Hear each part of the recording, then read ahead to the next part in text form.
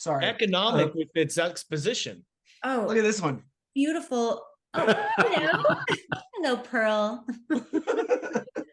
And with no dialogue whatsoever, just a superb directing. It was perfect opening. Like, you didn't have to think at all, which I love, not having to think. When it comes to Atomic Blonde, I was appreciative of the cinematography. I thought like it was done really well. For sure. And the fight scenes, specifically the one that was in the apartment, was absolutely stunning. It looked painful. It looked like she was really getting beat up. Fight choreography was great.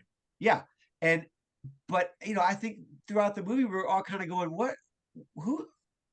Oh, is it that guy? No, it's that guy. You know what I mean? There was zero of that in John Wick. It was obvious what was very clear what was happening. Now, I don't know. I'm sure some of those misdirects were supposed to keep us confused in Atomic Blonde.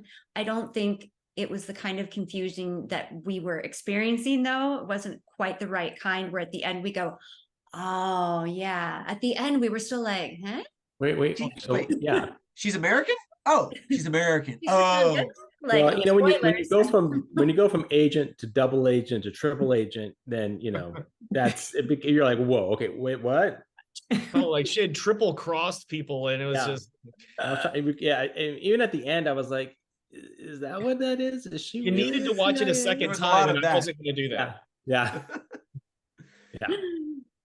They had some product placement in Atomic Blonde as well, because Charlize Theron is the face of Dior. So when she was fishing through a drawer and she had a picture of herself and the one agent that had just been murdered that was apparently her friend, there was a bottle of Dior perfume sitting right next to it. Just a little wink and a nod. Get that extra payday. Yeah, Jim was like, that was me. I wrote that in there. Yeah. He's like, seamless. You did mention her fighting and working out. I did read that she had 8 personal trainers with this. And she said they basically made her puke every day. So she definitely worked her butt off for the movie. And she trained with Keanu Reeves when he was doing training for John Wick 2. Yeah, they were like being competitive with each other. Yeah. But I can't even imagine. Man, that's a lot of heavy duty workouts. It's not like, oh, maybe she's just a whip and just barfs when she works out a little bit. I mean, that's possible. I don't think so. But she also cracked her teeth from clenching her jaw too much. You have to. Yeah, when you're fighting, you have to be real careful, because if you clinch it too hard, or if you don't have it close enough, you have to have like the perfect amount of pressure. If you don't have it close enough and you hit and your teeth clack together, you can break a tooth that way. Or if you have it too tight and there's nowhere for it to go, it's really tough. And you don't want to get hit in the mouth. That's a bad place to get hit. Are you speaking from experience? I don't know. Maybe. Is that what they call you, Glass Jaw Walter? No, I can take a punch. There's no doubt about that. Nice. We're going to test that out in the next screening. Which one of you is going to hit me first? I have to know what side. There you go. So I was talking about the training. I can't even believe that both of these lead actors, Charlize and Keanu, amazing amounts of dedication, months and months of weapons training, physical training, combat training, martial arts training, and then of course the scene mapping and choreography that has to go in to make it look spontaneous and seamless for our enjoyment. It's unfathomable the kind of dedication that takes, and it's just eye candy for everybody. And Keanu did, so we have read, 90% of his own stunts. He trained for 4 months, 8 hours a day, both in martial arts and weapons training.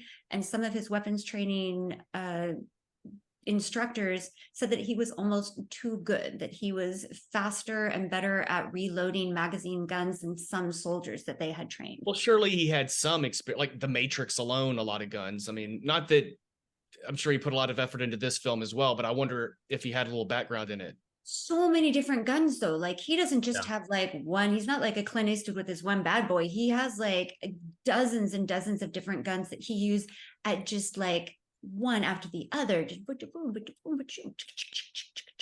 Right. Good sound design, Amber. Well done. I got a job for you if you ever need one. Oh, I have a sound tidbit. Did you know in Atomic Blonde that the Wilhelm scream was used?